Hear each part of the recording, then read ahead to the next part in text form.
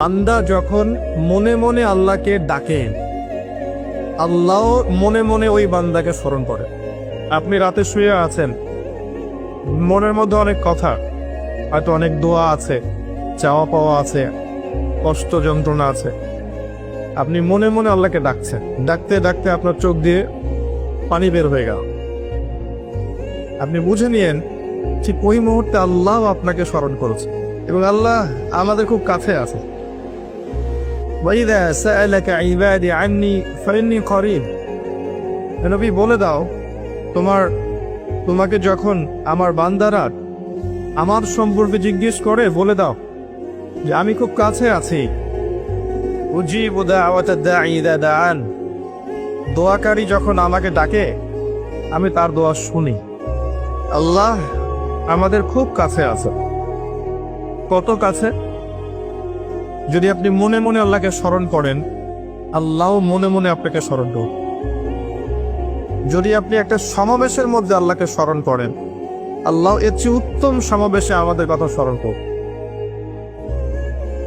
আল্লাহ পাক এত কাছে আছেন যে প্রত্যেক রাতের শেষ অংশে আল্লাহ পাক প্রথম আকাশে নেমে আসেন। আল্লাহর নেমে আসাটা কেমন সেটা আমরা ব্যাখ্যা করতে পারব না। এটা ব্যাখ্যা করার জ্ঞান যোগ্যতা কোনোটাই আমাদের নেই। আল্লাহর রহমত নিকটবর্তী হয়, বেশি বল, আল্লাহ পাকের রহমত নিকটবর্তী হয়। এই সময় আল্লাহ পাক আহ্বান করতে থাকেন বান্দাদের উদ্দেশ্যে, কে আছো আমার কাছে কিছু চাইবে, আমি তোমাকে সেটা প্রদান করব। কে আছো আমার কাছে কিছু দোয়া করবে, আমি তোমার দোয়া শ্রবণ করব। কে আছো আমার কাছে ক্ষমা চাইবে, আমি তোমাকে মাফ করবে। প্রত্যেক রাতের শেষ অংশে আল্লাহ রাব্বুল আলামিন এইভাবে আহ্বান করতে থাকেন ফজর পর্যন্ত। এই সময়টা দেখবেন আমরা হয় ঘুমে কাটাই, অথবা ফেসবুক, অথবা ইউটিউব, অথবা ক্যাসিনোর মধ্যে, কেউ জুয়াখানায়, কেউ পতিতালয়ে, কেউ আল্লাহ বিরোধী পরিকল্পনা করতে ব্যস্ত থাকে। কিন্তু আল্লাহ পাক প্রত্যেক রাতে তার বান্দাদের উদ্দেশ্যে এই আহ্বানটা করে থাকে। আল্লাহ পাক এত কাছে।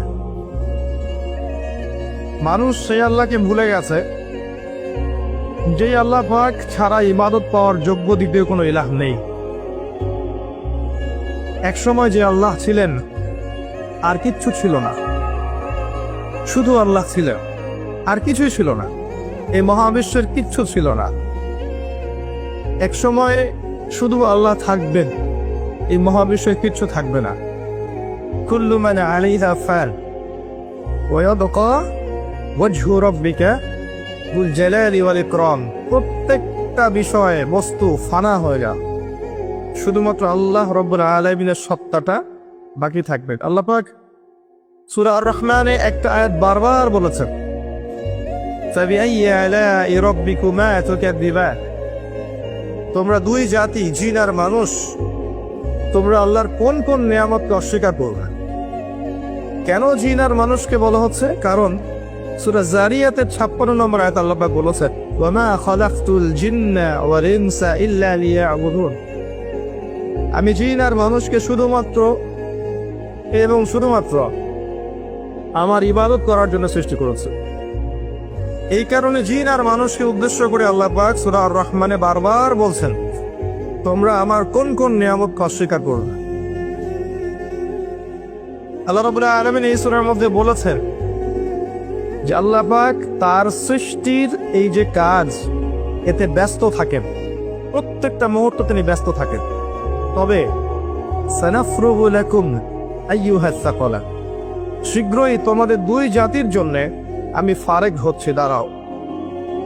তোমাদের বোঝাপড়ার জন্য শীঘ্রই আমি ফারেক হচ্ছি, থামো। সানাফরুগু লাকুম আইয়ুহাস সাকালান। এই আয়াতটা এই সূরার মধ্যে একটা ভয়ঙ্কর আয়াত।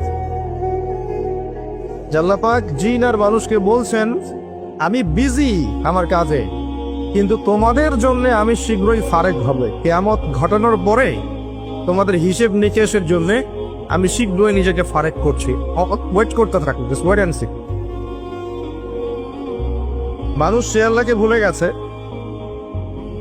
যে আল্লাহ রাব্বুল আলামিন এখন জানেন যে আপনি কতদিন বাঁচবেন, জীবনে কি করবেন, কোন দিন আপনি কোন কোন বেলায় কি কি খাবার খাবেন, কোথায় কোথায় আপনি কি কি পাপ করবেন এবং কোথায় কোথায় আপনি কি কি পুণ্য করবেন। আল্লাহ পাক এখনই জানেন। আল্লাহ পাক জানেন আমাদের মধ্যে এখানে বসে থাকা প্রত্যেকটা মানুষ কে কোথায় কিভাবে মারা যাবে, কার জীবনে কি আছে, কার পরকালে কি আছে। আমাদের এখানকার মানুষদের মধ্যে কে কবরের প্রশ্নের উত্তর দিতে পারবে, কে পারবে না, আল্লাহ এখনই জানেন। আল্লাহ পাক এখনই জানেন, এই মুহূর্তেই জানেন যে আমাদের মধ্যে কয়জন মানুষ এখানকার মধ্যে জান্নাতে যাবে। আর জান্নাতে যাওয়ার কোটি কোটি বছর পরে ওই বান্দারা কি কি নিয়ামত ভোগ করবে, আল্লাহ পাক এখনই রাইট নাও সেটা জানেন।